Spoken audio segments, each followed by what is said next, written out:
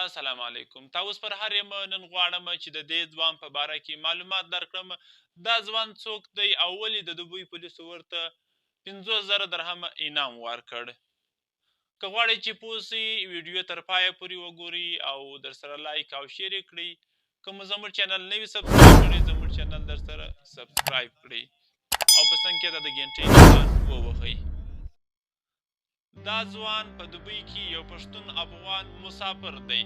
کله چې په دې لاره تېرېږي چې ګوري د ټرافیک لایټ یا څراغونه کار نه کوي سمدستي لاس په کار کېږي او د ټرافیک رول ادا کوي. شاید دا ځوان د ټرافیک هیڅ لیسنس هم ونه لري خو دلته یې د ټرافیک رول په شان انداز سره ادا کړی دی او د دوبۍ خلکو ورته شاباس ویلی دی او د هغه څخه وروسته د دوبۍ پولیسو راغوښتی دی خپل دفتر ته او 50,000 درهمه انعام یې ورکړی دی.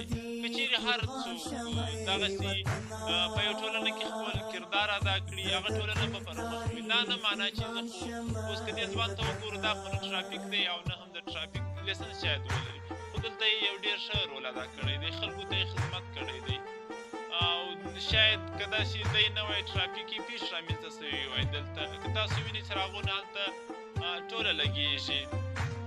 پښتون چې کله قانون په ځان عملي کړي نو بیا پښتون خپله یو قانون دی. همدا یو معلوماتي ویډیو که مو ویډیو ورسوي درسره لایک او شیر یې کړئ.